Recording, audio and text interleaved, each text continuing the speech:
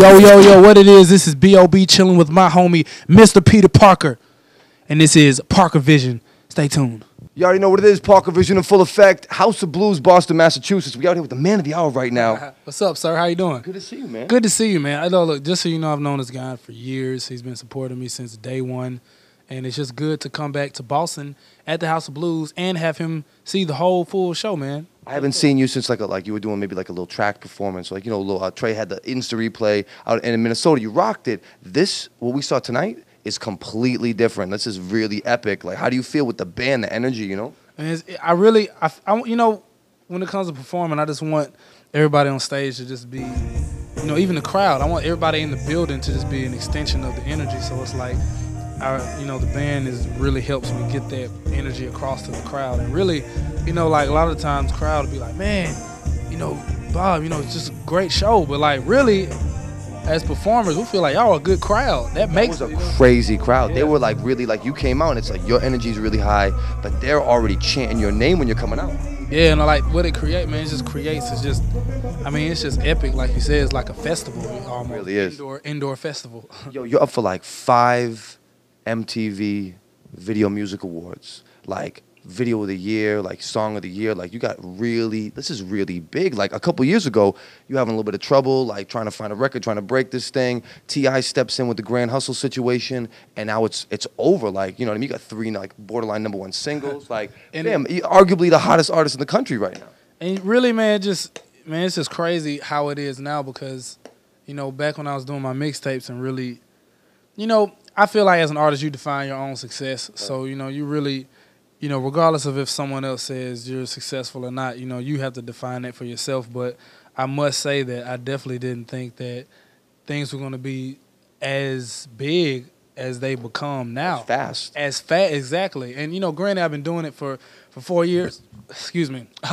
Granted, I've been doing it for 4 years, but it's like, it doesn't matter if you're doing it for 2 years, 5 years, 10 years, 20 years.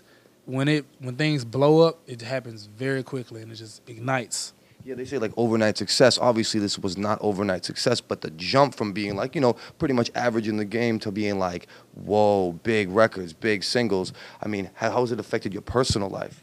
Really, I mean, you know, it just pushes you to be more healthy, pushes you to sleep more, it pushes you to feel good more. Yeah. Like, feeling good is a huge part of this. Yeah. Like, you have to just feel good all the time. So it's like you're always searching for that good feeling, for that good music, for a good crowd to give you that good feeling. You know, good drinks, good ladies. You know what I mean? Whatever. Yeah. Did you have goals this year? Like, okay, we're gonna accomplish this. Like, this is what I want to do, or was it just make this album, put this thing out, and see how they feel?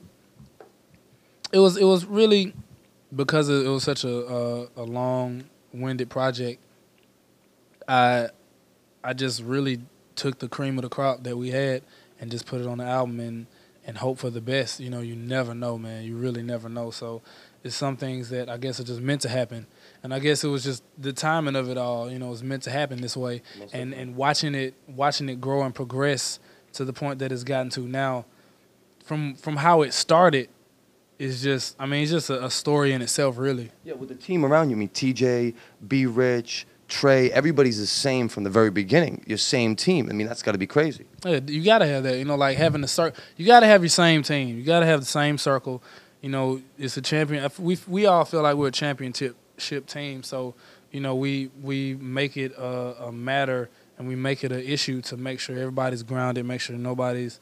You know, you're going to change as a person. Of course. You know what I mean? In terms of just the change of lifestyle. But in terms of, like, just how you treat people and how you understand the situation, you know, you have to make sure you stay grounded. You know what I mean? Yeah. You know, it's good to have big dreams, but you got to stay grounded to create those big dreams. Yeah, it's cliche to say, oh, you stayed humble, but like, you know, what are you supposed to act like a dickhead to people? You know what I mean? Like, at the end of the day, you've really maintained the same personality.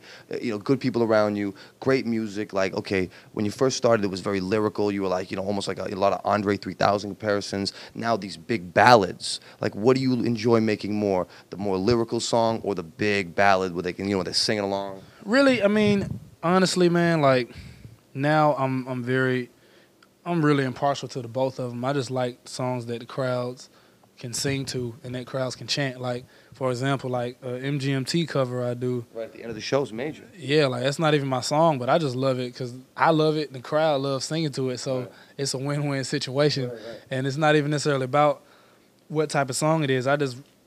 I've grown as an artist to really just appreciate the crowd participation and appreciate performing for the crowd. Yeah, a lot of people kind of like I wouldn't say counted you out, but you know, you slowly in the beginning. How does it feel to prove these people wrong and be like, yo, I told you I was it, man. Like we're doing it. You know what I mean? Like, it feels good to tell the story. Yeah. Of it's kind of like Slumdog Millionaire, as I would say, because it's like, you know, kind of like being an underdog and then just kind of just staying humble and just kind of really just trudging through the bullshit, you know, really, and just making it. And, you know, I really don't feel like I made it. I wouldn't even say made it. I don't ever want to feel like I made it. But you know what I mean? Feeling that, like, honestly, the goals that I set, the goals that I wrote down for myself and actually wrote down on a piece of paper, I've really achieved it all. I've really achieved a lot of it. You know, I still got things on the horizon, but just a few years ago, I wrote everything down and I've achieved it. So now it's just surreal. how did the Adidas thing come about? So the Adidas thing came about really from a line in Magic, kick it like Adidas. Yeah. And so it's like, you know, I guess it just kind of sparked the interest, you know what I mean? And I think with everything that has come about in my career has been from just the seed that was planted. Like I remember with Haley, I always used to say, man, I want to do a song with Paramore. You know, I want to work with them. Right. And it manifested and it created this. It's just crazy, man. You really got to just speak everything. Like you really, when you're an aspiring artist, I don't think aspiring artists realize how close they are to what they're trying to create. It just takes, you just got to get over that hump. And when you get over that hump, you know, you start to see your dreams manifest. Yeah. What advice would you give to an up-and-coming artist that was like maybe probably, you know, struggling like you were at one point? Those are the best days. You already know.